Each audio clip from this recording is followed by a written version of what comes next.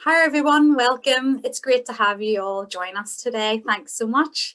I'm Claire. For those of you who don't know me already, I am Claire from Keep Northern Ireland Beautiful, and I'm the coordinator of our Tackling Plastic NI project. The project is funded by the Department of Agriculture, Environment and Rural Affairs. This is the 8th in our short series of Tackling Plastic NI webinars for Eco Schools NI, which is run by Keep Northern Ireland Beautiful. And today I'm delighted to have Doug Allan with us. He is an award-winning natural history photographer, documentary filmmaker, diver, author, and public speaker. And he is going to talk to us take us on a journey following the travels of a piece of plastic, from being carelessly dropped at the school gates, hopefully not yours, to how it can end up inside a polar bear cub or in the Antarctic among the penguins, to highlight how important it is for each and every one of us to look after our environment.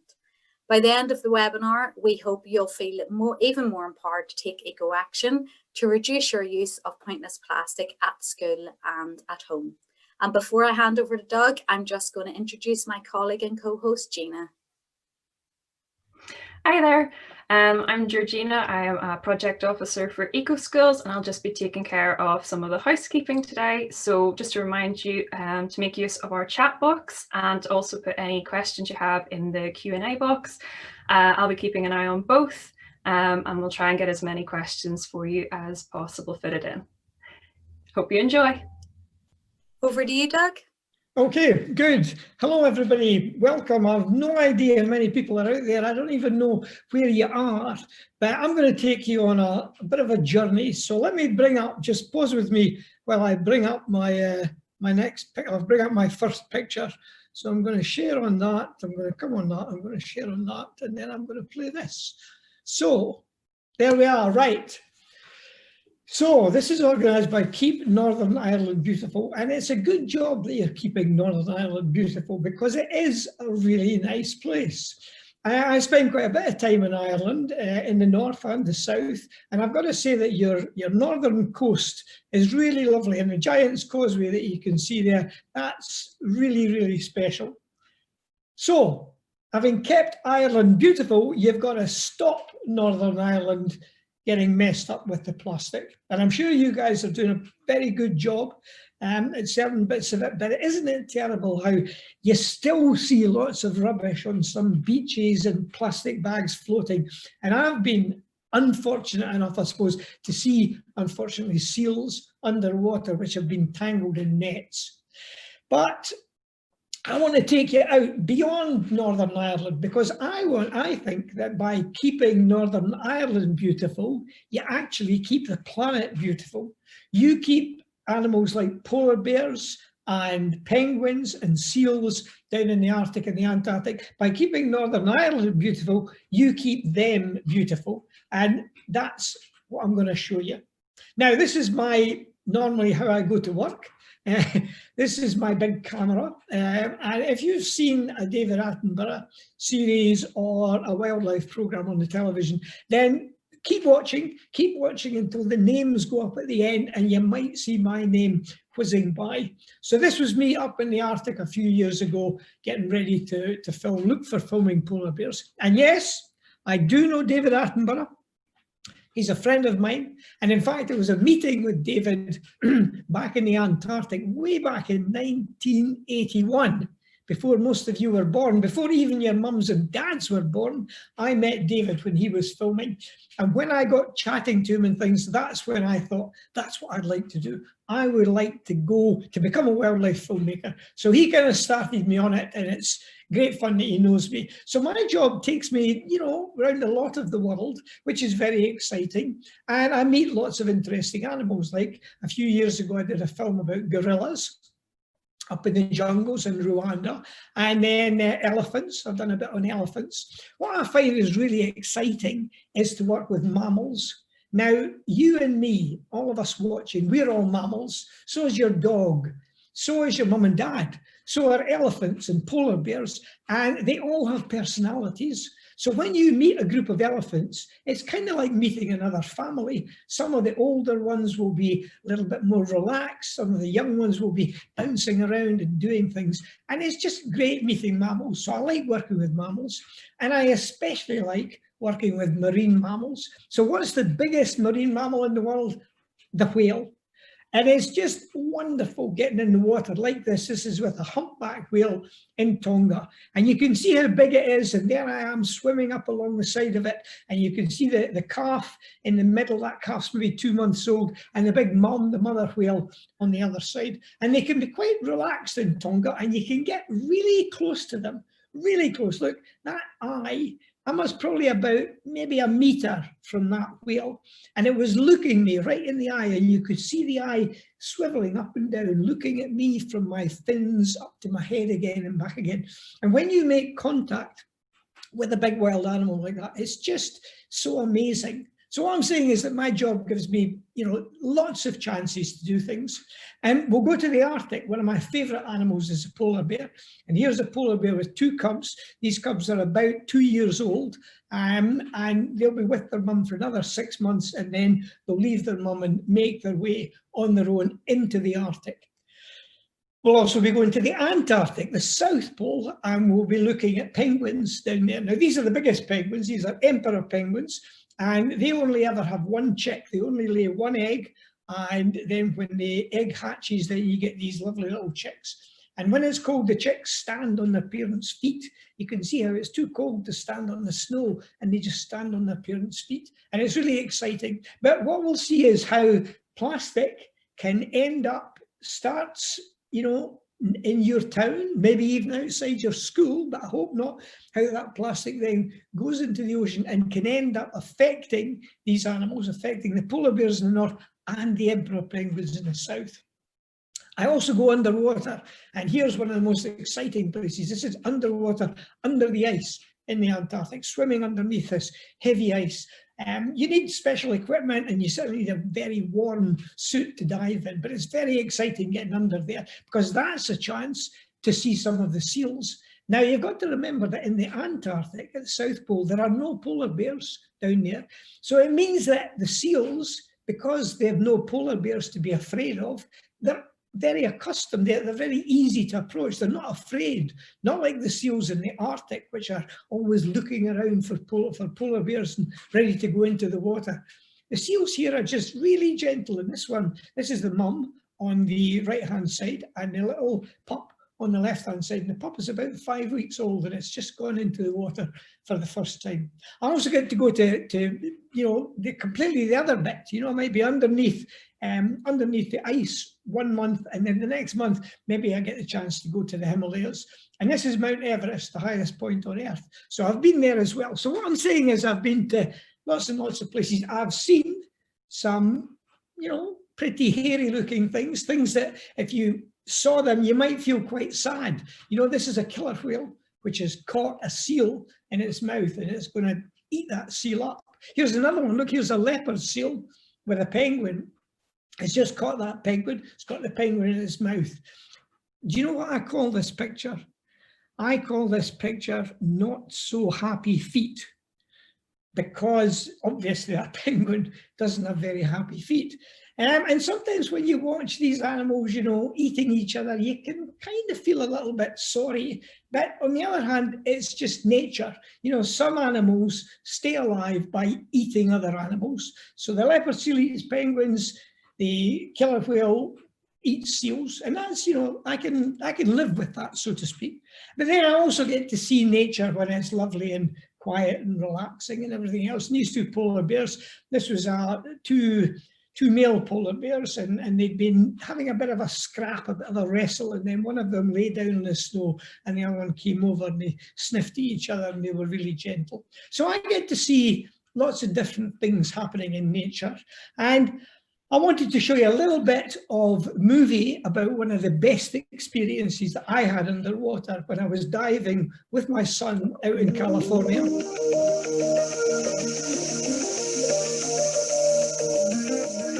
The Californian kelp forests are unlike anywhere else on Earth. This is a seaweed that can grow 15 metres tall from the seabed up towards the surface. Swimming through it is like flying through a forest. A forest populated by weird fish, like this orange ruffy, which can be almost 100 years old. On one occasion when I was swimming through the kelp forest and it opened up into a clearing, and coming at me from the other side of the clearing were two sea lions, full of curiosity. They came up to me, they looked at me, and then they just went back to playing with each other.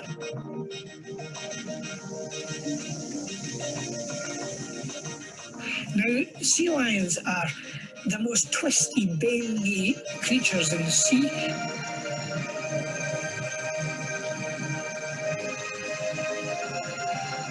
And they were swimming around each other, cuddling around each other, biting each other's tails, almost forming themselves into a circle, spinning round about me, kicking up the sand a little bit.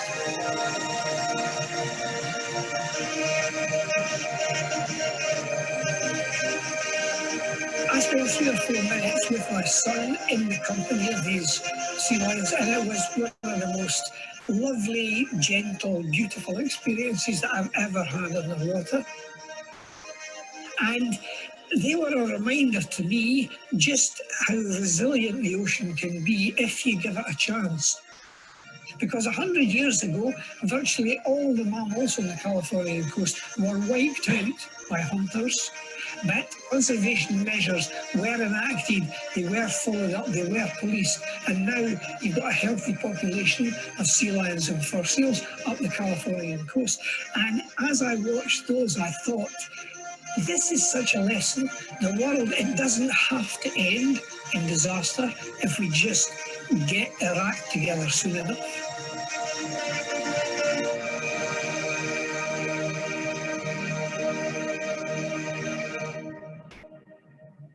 Isn't that lovely? Hey, see the way that the very last when they decided to leave me, one of them just did a sort of backflip and then just headed on off. So, you know, having that sort of time in the company of animals, to me, is really, really special. And that's what makes my job, that's what makes my appreciation of wildlife so special, is seeing things like that. So I get very happy when I see that kind of thing. And this kind of thing makes me really, really sad, because I don't mind watching one animal hunting another animal, maybe successfully, because that's part of nature. But there's nothing natural about what's happened to this poor sea lion.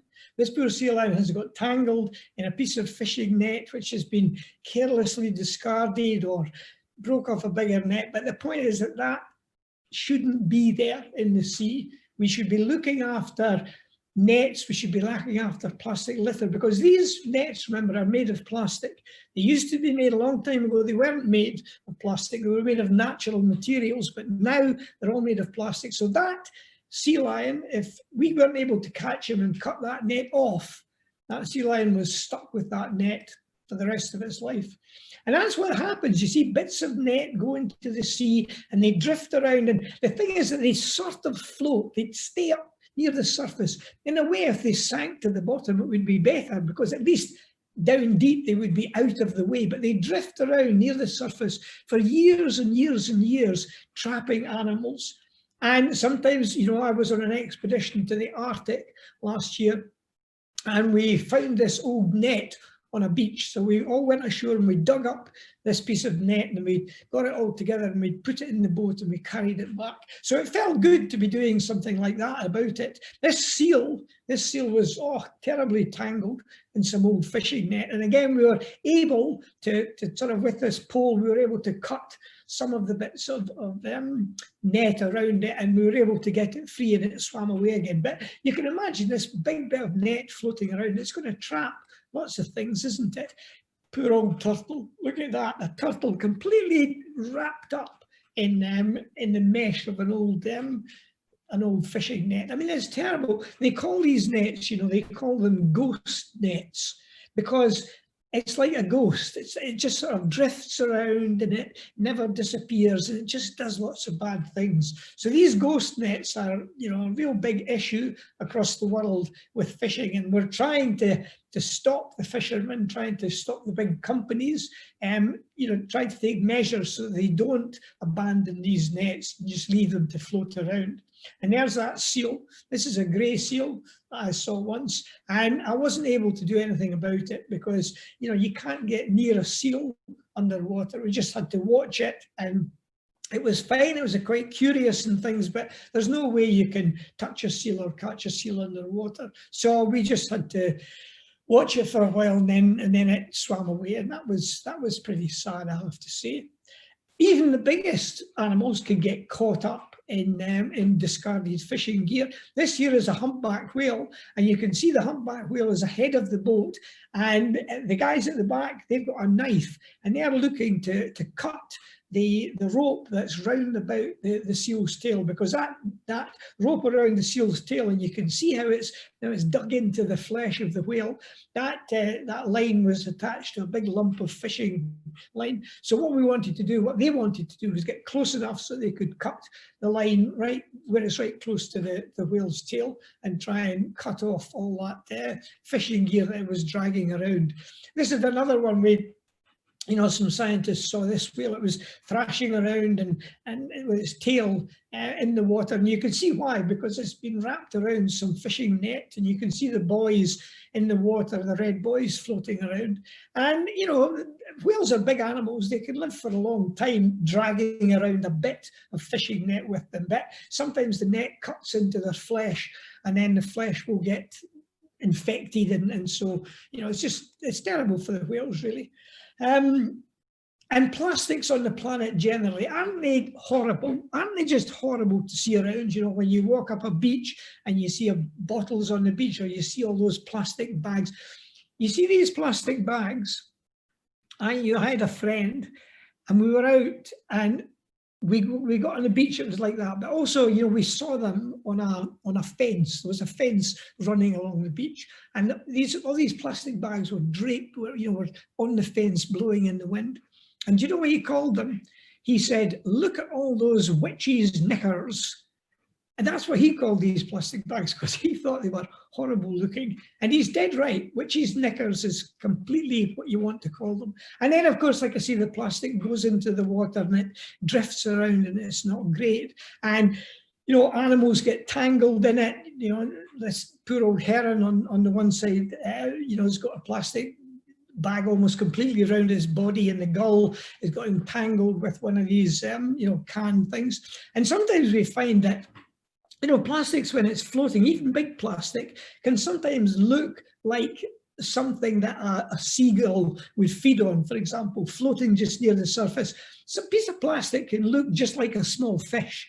So what can happen is that the birds, they actually swallow all this plastic until eventually, you know, it kills them.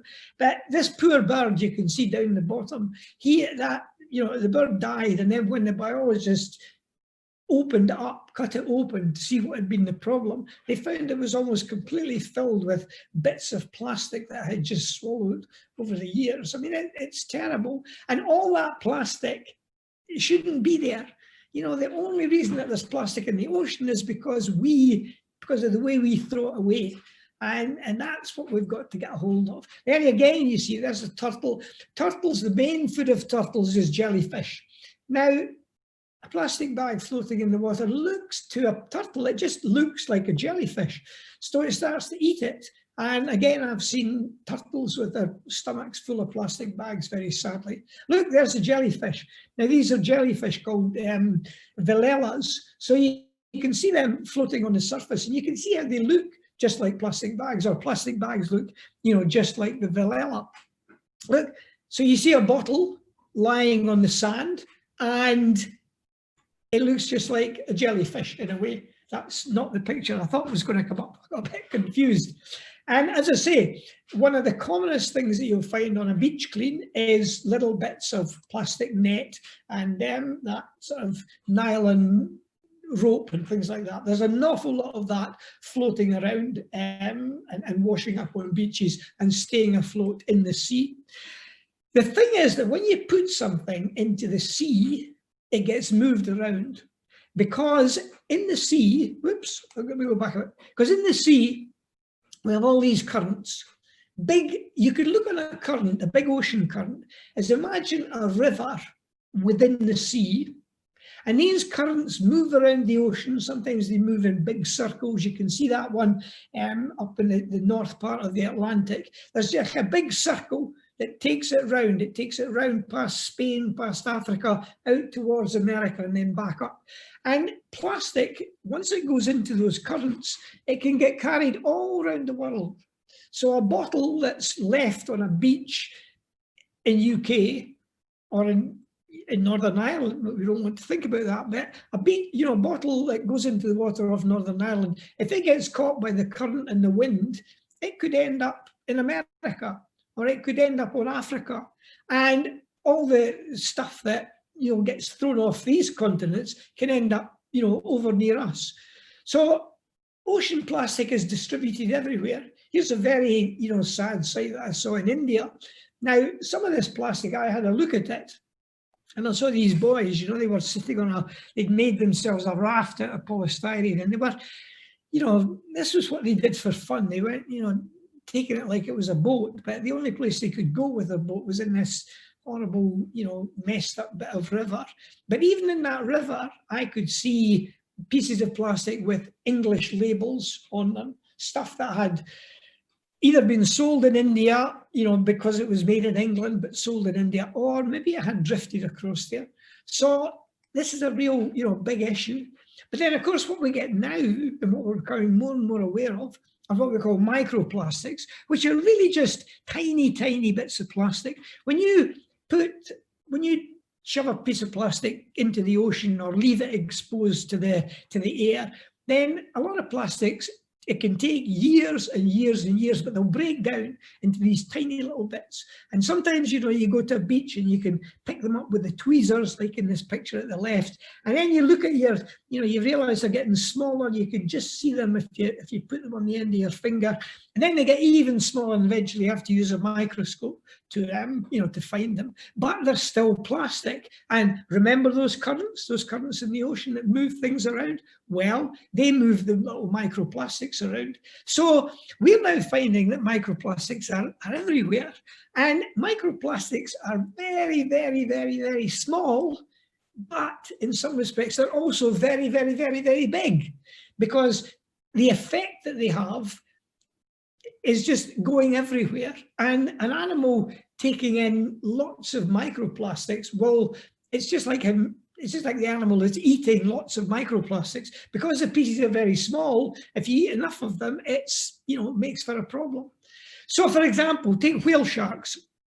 I'm going to show you a little bit. A whale shark is the biggest fish in the sea. And in this clip, I think, you will see just how big their mouth is, because a whale shark swims through the water with its mouth open, and it's just filtering out the water. And of course, as it filters the water, if there are microplastics in that water, then the microplastics will go into the whale shark. So let's see what happens here.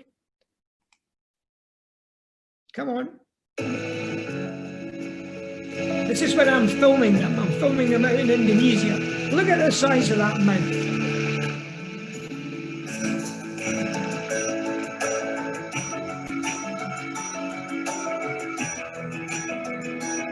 So you can see I had 5 or 6 of them around me. And they're very big, they're pretty big fish.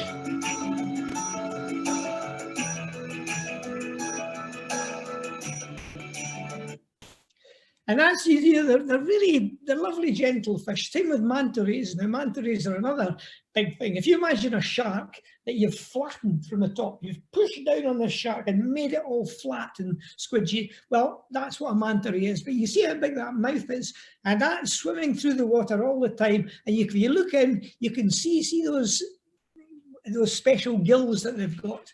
Well, that's because that animal has evolved to swim through the water slowly, taking in all this water through its mouth and filtering out the little bits of food onto its special gills. Well, it can't distinguish between food and microplastics. So the microplastics in the water, they keep on harming animals in the ocean, especially animals like mantas and whale sharks, which feed on plankton. Plankton is that tiny little stuff that grows in the sea. In fact, even the biggest animals in the world, in the ocean, are affected. These are 2 humpback whales. And when you see them feeding, you realize, and you think about the microplastics, you think to yourself, you know, you can't really throw anything completely away, especially you can't throw plastics away, because they don't just disappear. They don't break down. They don't become harmless. You know, the plastic just gets smaller and smaller and smaller, but it's still having the effect, you know, of a whole lot of plastic.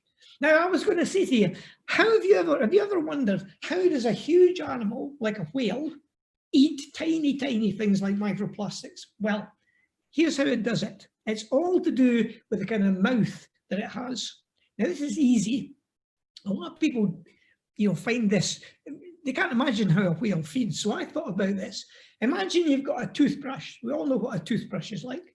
Imagine you've got a toothbrush, and imagine that you've got a big, hairy toothbrush hanging down from your upper jaw. So instead of teeth, you've got a big, hairy toothbrush hanging down from your upper jaw. And that's what a whale has. See that it's got the filters, what they call baleen, hanging down from its upper jaw. And this whale swims through the water with half of its jaw above the water, half of it below, and it filters out the food. The water passes into it, it passes through what's like a toothbrush, and it gets caught on the things. There's a whale with its mouth open. We're looking straight into its mouth, and you can see on either side of its mouth, you can see on either side of the top of its mouth, you can see the big hairy plates hanging down. And that's very effective at filtering out the tiny stuff that whales live on. But it's also very effective at filtering out microplastics. So this is a typical underwater scene in UK. You've got the tall plants here, you've got some nice colourful seaweed underneath. Now the scientists, they have an idea. They do trawls. They have this big net that they put in the back of the boat, and all the water passes through the mouth of the trawl, and it gets collected in a little bottle at the far end, all the plankton. And that means that they can collect all the tiny animals, but also all the very small pieces of plastic in the water. And that's how we know how far down, how small the animals are that are being affected. These are called copepods, and they're tiny little animals. I mean, you barely could see them with the naked eye. But if you look closely, they've got little bits of plankton in them. And this here is a fish larva. So in other words, the fish that, you know, is still quite small. It's probably just hatched from the egg. It's maybe, you know, less than 1 centimetre long. But when we look at them, even they've got little bits of microplastic in them, because these small fish feed on small things in the water, and they can't tell the difference between a microplastic or, you know, a piece of food. And then those smaller fish get eaten by bigger fish. This is a wrasse. And the wrasse quite often, you know, will eat smaller fish. So any plankton in the small fish then gets automatically eaten by the wrasse. This is our biggest fish that we get in England. We get in UK. We get this off Ireland too. This is called a basking shark. Remember the whale shark? Well, basking sharks can be almost as big. And that's a basking shark with its mouth open. But when it swims along just underneath the surface and opens its mouth, you can see the mouth is huge, and you can see those special rakers, special filters at the back of its mouth. That's it swimming along slowly. All that water is going in through its big mouth, passing over its special gills, and it's taking its food out of the water, taking the food, but also taking the microplastics. These small little sand eels, they've been known to have plastic inside them. What do they get eaten by? Sand eels get eaten by puffins. Lovely little colourful birds that you find around the UK. Well, they feed on sand eels a lot, as you can see. But that means that any plastic that's in the sand eels is also gets taken inside by the puffin. So we've got this big problem, you know, with microplastics. And also other birds will eat the fish too. This is a kittiwake. And well, you all know that if you go to sea cliffs in the summer, then it's just, you know, there's lots and lots of birds up there feeding on things. So, and there's another poor, you know, dead bird, which has been, you know, died, and the scientists have opened it up and look, it's got a cigarette lighter inside it and lots of other bits of food. And, you know, animals just can't survive if they have to take in that amount of stuff. So remember those currents in the ocean that move things around, you know, all these currents that are moving around? Well, they also take microplastics all the way to the Arctic in the north and the Antarctic in the south. It might take 50 years, 100 years, but the ocean is very good at mixing things up and taking things from one place to the other. And they know that we get microplastics in the Antarctic and the Arctic because special ice strengthened ships that are specially built with big heavy hulls that they can break their way through the ice. These icebreakers go down to the Antarctic and the Arctic in the summer, and they go into thick ice and they stop, and then the ice is thick enough that the scientists can get off and they can walk over the ice. And when they get to the snow, they dig down through the snow and they take little samples of the top bit of the snow and then a little bit deeper and a little bit deeper, and then you take it back to the ship and you melt out the snow, and you can find that there's tiny little bits of microplastic in the snow samples that you've got. So microplastics sure are a big problem, because when the ice breaks up later on, when the snow begins to melt, all those microplastics that were in the ice then just go into the water and they get carried around everywhere. Now, one of the smallest animals, but a very, very crucial animal in the Antarctic and the Arctic, is stuff called krill. It's this little crustacean, which is about that long. It's not very long, but there's an awful lot of krill in the Arctic and the Antarctic.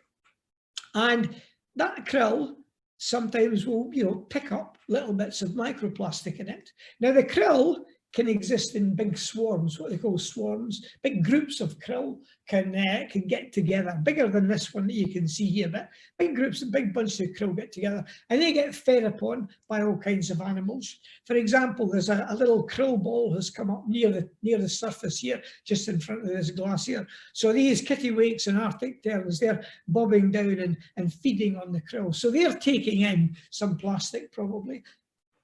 Emperor penguins feed directly on krill, and so when they feed their chick the way that they normally do, what happens is that the male and female, the emperor penguin adults have been out at sea, they've been gobbling up lots of krill, they come back, and when they go to their chick that's hungry, they open their mouth and then they kind of bring the food up from their tummies into their mouth, and they bend over and the little chick puts its head up into its mum's open mouth, and the chick eats the food. So we've got plastic that's gone into the krill, into the adult penguin, and then also is getting fed into the little penguin. You can see here, there's a different kind of penguin. You can see the tongue. See that tongue with the backward facing barbs on it? Yeah, that's how, you know, that's why that's what makes it possible for a penguin, you know, to catch a krill. Krill's little and slippery, but the penguin can grab it with that. If we look at a Gen 2 penguin, this is a Gen 2 penguin feeding its chick. The chick is quite old, but when you go in close and see what's actually being fed, look,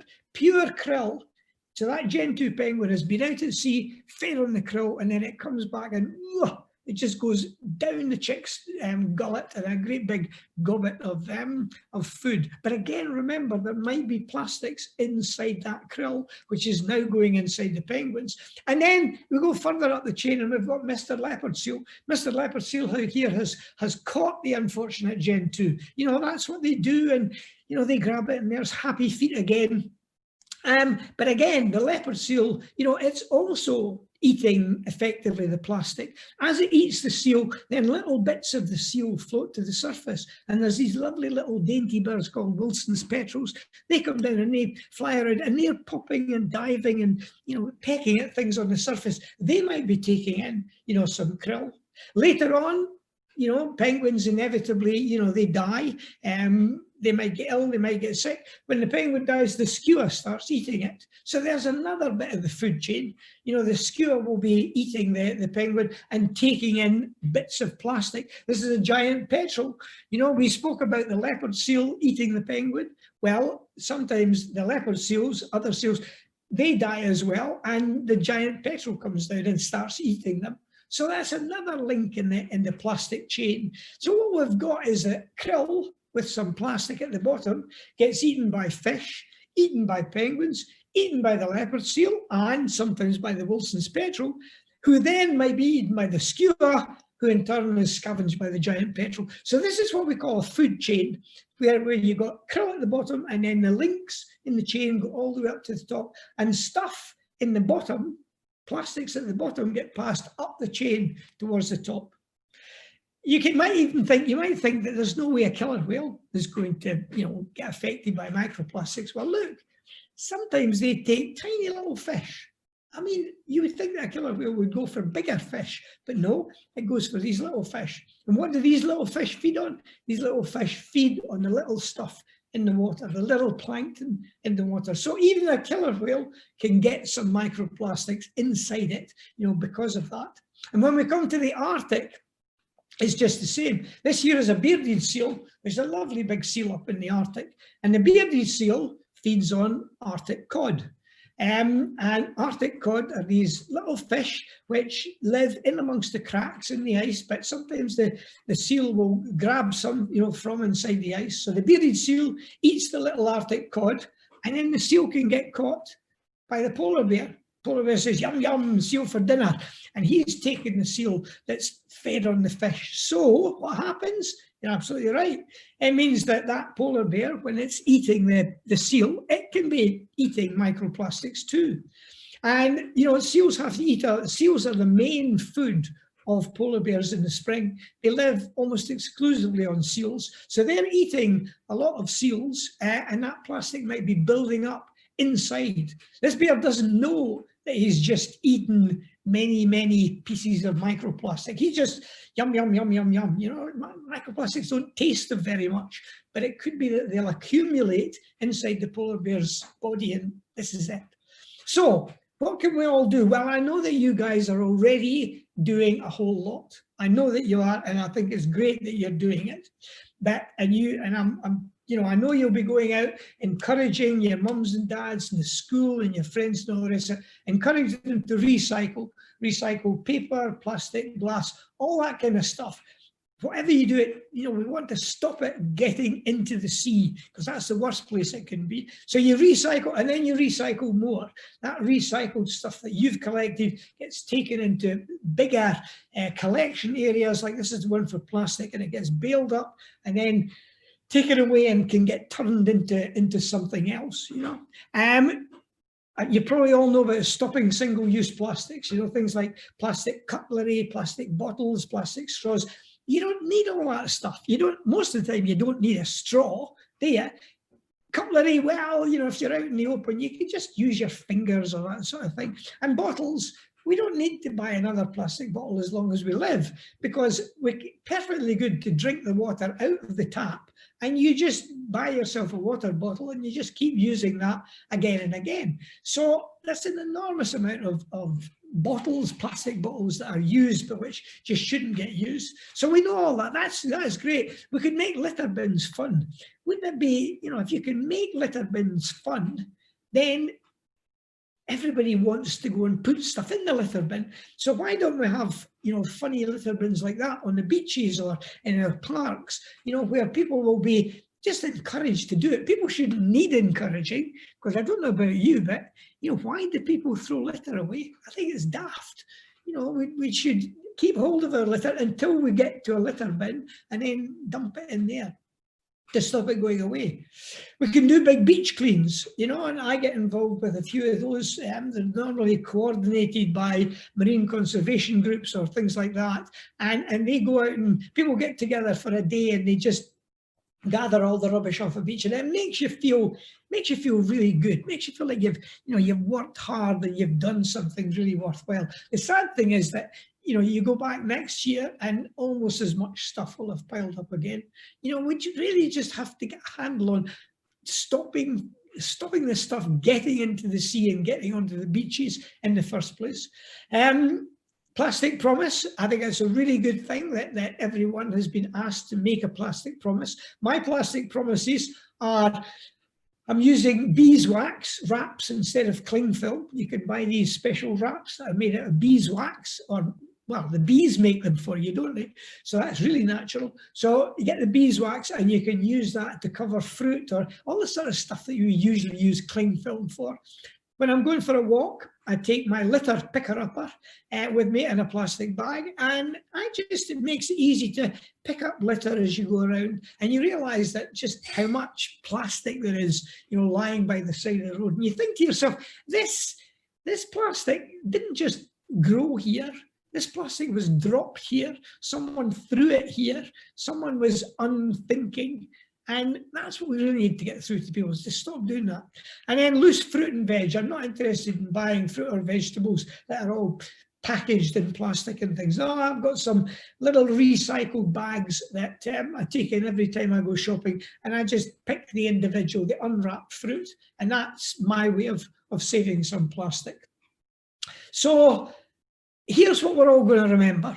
Here's what the message that I want to give to you guys, and I know that you've already sort of got it, because I know you're a great bunch. Here's what we're going to remember. So we're going to reduce what we call our carbon footprint, which is going to help to cut back on climate change. But what we're really interested in today is that we're going to reduce carbon footprint and also reduce the amount of plastic that we throw away.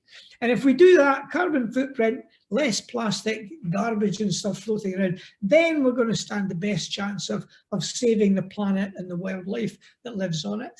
And that's really important. Plastic is a big part of looking after our planet, put it that way. Plastic is a really big thing with it. And there we have it. There's our world. You know, very few people have seen that view of the world. Only the people who've been to the moon have had that view of looking back and seeing our whole planet. But you realise just what a very special place it is. You know, we've got out on Mars, for example, we've had a little rover rolling around Mars for the last 10 years, trundling around, sending fantastic pictures back to Earth. But do you know what it's taking pictures of? Rocks and more rocks. And then, oh, here's another rock over here. There's no way that rover is going to send back pictures of a polar bear or a penguin or a whale shark. No way, no way. And we've been looking out, astronomers have been looking out at other planets, stars way, way far away, and we haven't discovered anything like our world. So our world is really, really precious. And we're going to look after our precious planet, and we're going to keep Northern Ireland beautiful by saving energy, by recycling and not throwing away any plastic. And by doing that, we'll keep Northern Ireland beautiful, but we'll also keep Northern Ireland beautiful for a polar bear and a little cub. And we'll do that, and we'll realise that we're keeping Northern Ireland beautiful for a sleepy cub. And we'll look at that and we'll keep Northern Ireland beautiful, not just for Northern Ireland's sake, but for the emperor penguins as well. And I'm going to leave you with, I think this is the last picture, I'm going to leave you with a very special emperor penguin chick. Look at that one. Keep Northern Ireland beautiful for a very special chick. And that is there. Look at the heart on its chest. Well, what happens is that the chick, when it's born, is covered with grey, downy feathers, which are big and fluffy, and they help to keep the chick warm, but they're not waterproof. So for that chick to go to sea and to swim away, it needs to lose all the fluffy down. And this guy, for just a day or so, he had a heart on his chest. He'd lost the down off his chest in the shape of a heart. A day earlier, and that he would have been all covered with down. A day later, and it would have just been a big splodge on the front of his chest. But just for that day, I was lucky enough to see it, see him, see that chick with a heart on his chest. And I thought, when I give talks to schools or to people, And I'm trying to get them to have a feel for the natural world. This is the picture that I'm going to show them at the end, because that is a really special penguin chick. So there he is with his mates. Obviously the other one, see, hasn't got a heart on his chest. The ones behind, they haven't got a heart on his chest. They're the only ones. So there we are. I hope you remember that picture. I hope you remember that we don't want to get plastic close to that penguin. So thank you all for listening, and that's the end of my talk. So we'll come back to me. We'll come back to me, and then you can ask me all the questions. Thank you all very much for listening. Doug, that was incredible. And some of those pictures were absolutely amazing. I think there's going to be a lot of kids today wanting to follow in your footsteps and have a career just like you. We have loads of questions, so I'm just going to jump right into it. This one jumped out at me. Hayden from Primary 6 would like to know how Doug stays safe when underwater with the animals. Sorry, how do I? Stay safe. How do you keep yourself safe? Well, it's interesting, Kieran, because sometimes you want to get a little bit excited underwater, but I find the best, the most satisfying thing is to kind of get at home in the water so that the animals aren't afraid of you, or they don't want to attack you. Most animals don't attack you because they want to eat you. Most of them attack you because they're afraid of you. Maybe you're in their territory, or maybe they've got young dolphins or whales. The mums tend to look after them. So I don't tend to get too scared. I like to just go in there and float around and take it nice and easy, because if you do get scared, then somehow that emotion, the animals realize that you're scared, and they become scared in a way, or they begin to get more aggressive than they would be normally.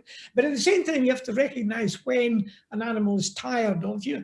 If a whale turns towards you with its tail and swishes its tail like this sideways side, that's a sign I need to be left on my own. You've been with me for long enough. I'm going to want to be swimming on my own. And so you just come out of the water at that point.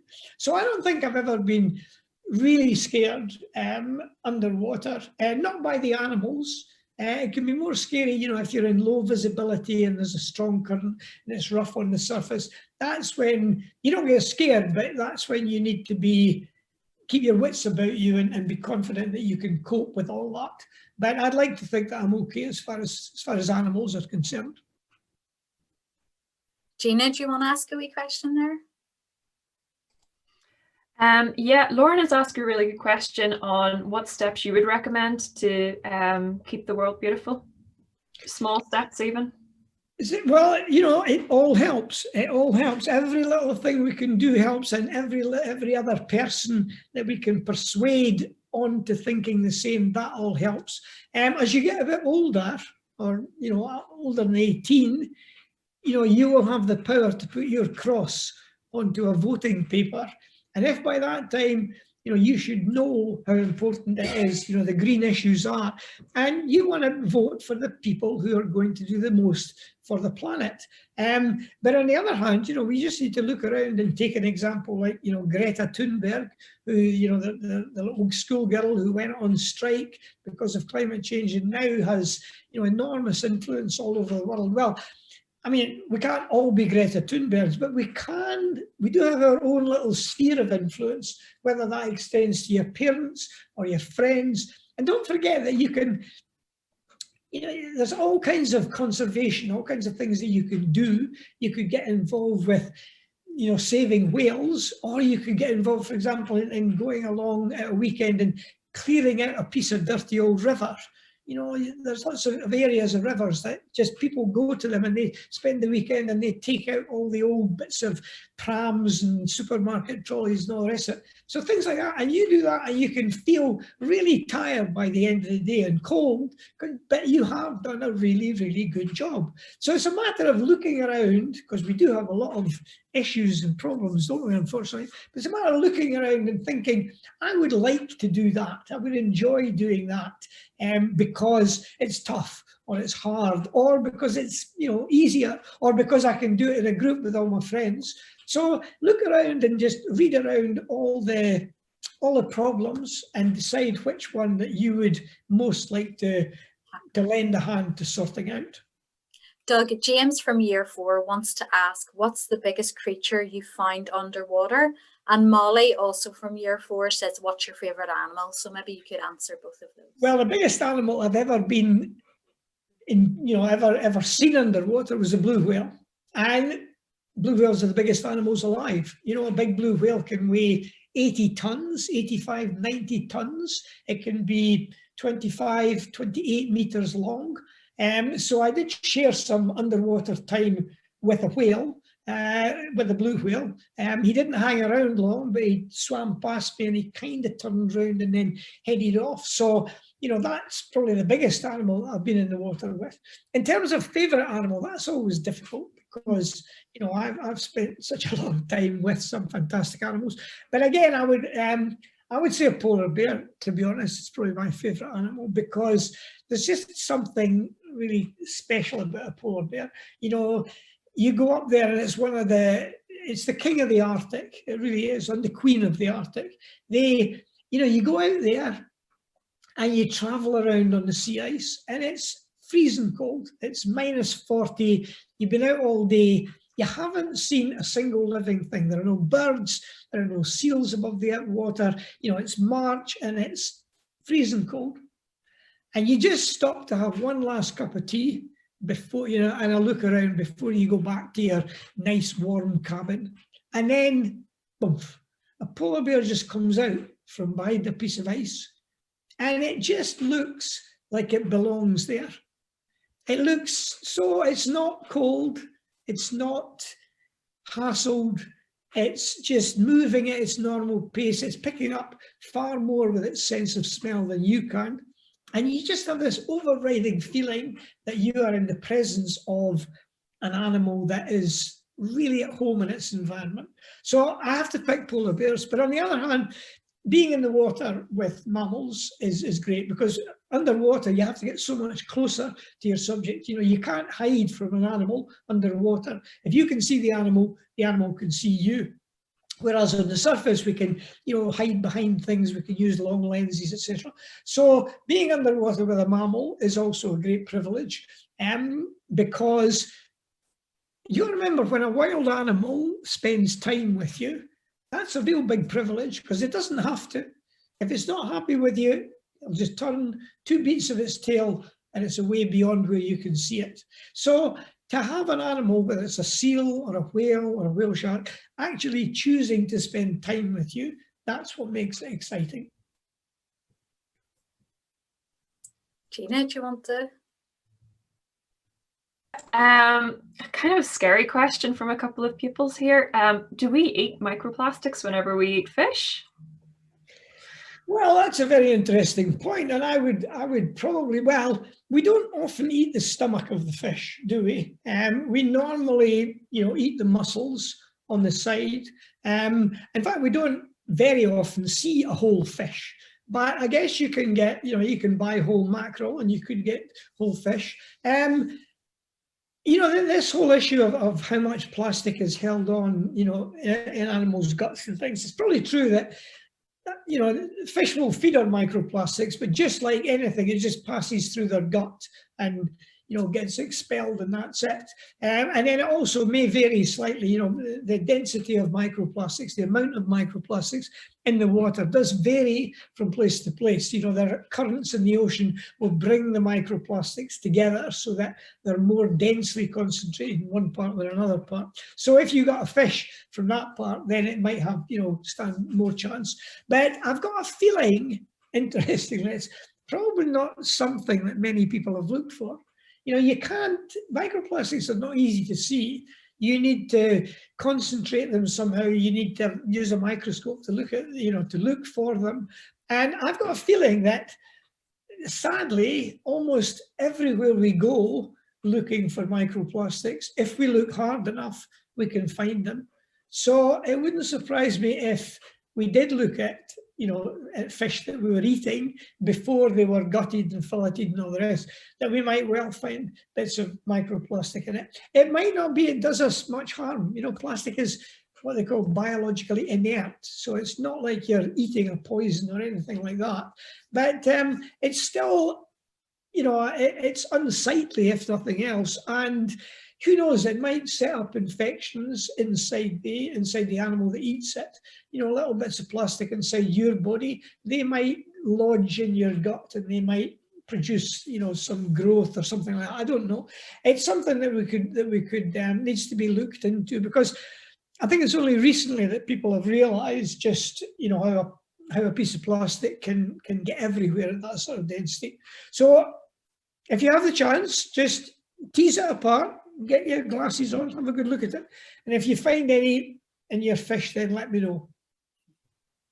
So big shout out to Year 6 at Holy Family Primary School. They said that they're all watching today and really enjoying it. And Cormac from Holy Primary has asked, is there anywhere you've been in the world where plastic pollution has been particularly bad?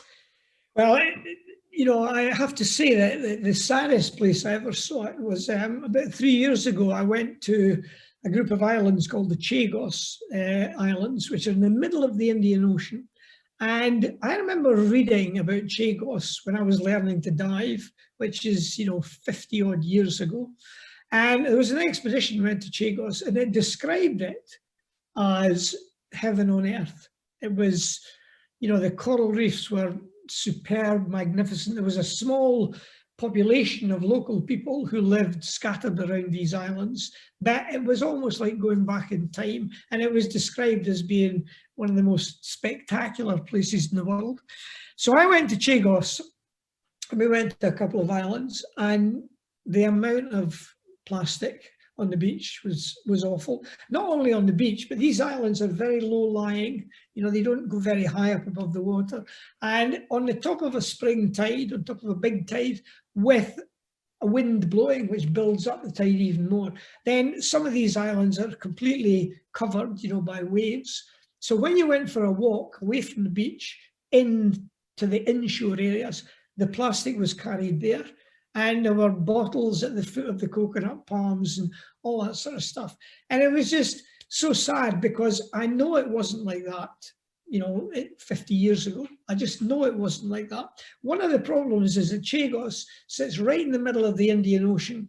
So you've got China and the Asian countries on one side, and then you've got the Middle Eastern countries, then Africa on the other side. And you know how the currents go round and round about like this? Well, it tends to mean that in the middle of that big circle of currents, that's where stuff tends to get concentrated, stuff floating on the surface. And Chagos is right in the middle. And to be honest, Africa, Asia, Far East, they're amongst the worst polluters of, you know, of plastic. They chuck a lot of stuff in the sea. And UK, you know, has to be careful what we say, because we export, or used to be, well, we still do, a lot of the plastic that we collect and send abroad for recycling. We think, well, that's it, gone, we can, you know, wash our hands of it. But what we're finding now is that a lot of that plastic does go to places where they sort it out into stuff that's valuable, stuff that's less valuable, and stuff that can't be recycled.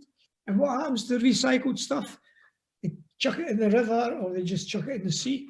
And that's not their plastic, that's our plastic. So that's something we need to control, is we need to look more seriously at where we are sending our plastic to and pretending that it's no longer our concern.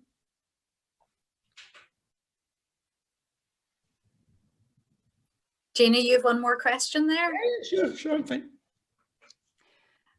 Yeah, I suppose one final question from Kayla is, do you find your job difficult? You know, going all the animals and... Right, that's an interesting question, good question. Yes, there are, I mean, at times it is very difficult. At times it is, you know, it's hard physically. It could be boring. You know, sometimes I go and I won't see the animal, you know, for weeks. And sometimes you're on your own, and as I say, the weather can be often unpleasant, things like that. But I think I don't find it difficult. I find it easy to put all those things to one side and just think of the chances that I'm being given. Here I am, somewhere usually in the wilderness, no one else around. And the weather is what you take it. You can't control the weather, so don't worry about the weather. Remember that you can only be in one place at one time. So you might choose the wrong place. You know, you go out for the whole day looking for polar bears, and you come back and all round about the cabin or your tent are little polar bear footprints. And you realise that they've been here while you've been somewhere else.